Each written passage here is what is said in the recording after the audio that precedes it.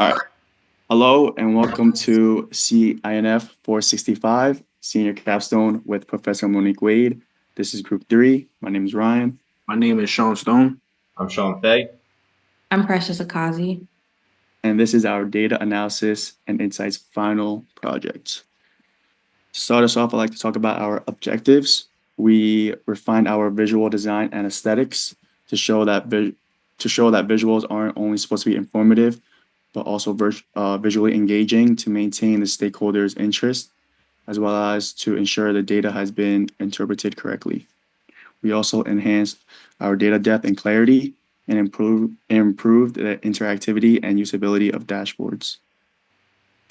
Moving on to our first visual, this is the bar chart, and on the x-axis shows the total funding amounts in increments of 5K. As for the y-axis, shows the year the companies officially announced their funding rounds. What I've done differently this time was in Tableau, I've dragged the announce table and basically dropped it into the color marks. And this was the outcome for the colors. And as you can see, 2019 and 2020 in the green and yellow were the most funded years. Now moving along to my group mate, Precious. So for our next visual, we have here the line chart, which illustrates the total funding amounts by year, and it also highlights changes in investment trends over time. This time, I will be going more in depth with the years and the significant changes of events over time. Um, Really quickly, the x-axis shows us the year the funding was announced, and the y-axis shows us the total raised funding amounts. So to begin in 2015 to 2018, we can see that the funding was relatively low and more stable. This could have been likely due to an early stage market presence. And then if we look in 2019, there was a major spike where there was a peak of over 1.8 million.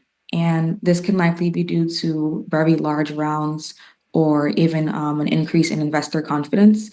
And then there was a gradual decline in 2020 to 2022, which we all know that was the year of COVID-19. So that could have had a huge impact on the economy. And then around 2023 to 2024, the funding definitely picked up a bit more. So that can show that the market is now recovering or renewed interest. And overall, this chart just helps us to see how the funding trends have changed over time and where any future opportunities might be. And I'll be passing the mic over to my group mate, Sean. Thank you. You're welcome. Yeah, so we have a bunch of visuals on this slide. We looked at a couple things. Starting in the top left, we looked at what primary therapeutic area received the most funding. On the y-axis, you will see the therapeutic area, and across the x-axis, you'll see the amount of funding raised for all rounds across all the therapeutic areas. And at the top, you can see cancer is leads by a wide margin. Some reason for this might be because cancer is a huge unmet need. It's very common, and there is currently no cure. So a lot of resources like funding goes towards cancer research and therapeutics to treat cancer. Moving right below it, we looked at when funding is received at the stage of the drug. So on the y-axis, you'll see what the stage at funding, and then across the x-axis, you see the count. And phase two is leading. Phase two is when they start testing the drug on patients, like real patients, and it passed phase one, which is the safety to make sure that drug is safe and can be used. So phase two offers a good investment window for investors to invest or companies to raise funds, and they can show that their drug is has some functionality to it. And lastly, on the right hand side, we looked at geographical data that was provided in our Excel sheet, and we made a heat map showing the states and how many biotech companies are in each state. And as you can see, states like California and Massachusetts are hotspots for biotech companies.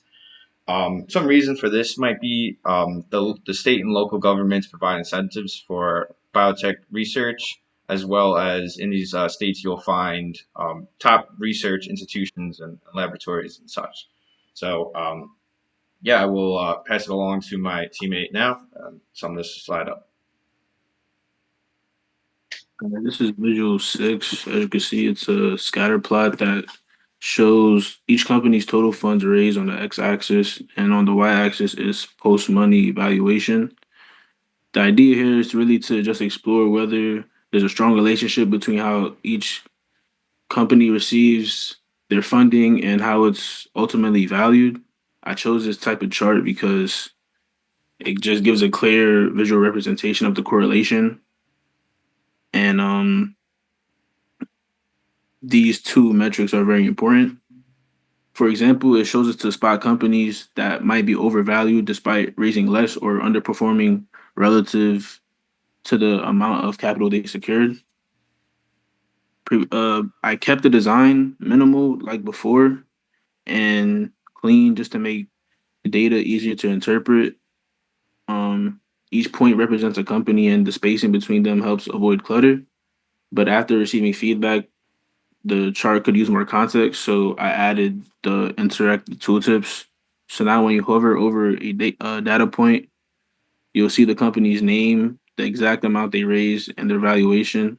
And this allows viewers to be more precise um, and get more company level insight without overwhelming the visual space with labels or extra text. And these tooltips also make the chart more informative for users who just want to explore the data and investigate specific companies. And this visual works well because it balances simplicity and depth and encourages users to both a broad pattern recognition and close analysis, depending on whatever it is that they're looking for in this data set. Yeah, and just to wrap things up, as we mentioned before in this presentation, we analyze various data points and to draw insight into the data. Most of our analysis was based on funding received by these companies, sliced by other descriptive metrics such as year, primary therapeutic area, and type of funding. Some of the key takeaways include peak funding years with 2019 and 2020, top therapeutic areas like cancer, led by a wide margin. Funding by development phase, the most common phase to receive funding was phase two. We looked at geographical hotspots like California, New York, Massachusetts as well, and we found a valuation link there. That being total funding raised directly correlated to post money valuation. That pretty much wraps up our presentation, and thank you for watching.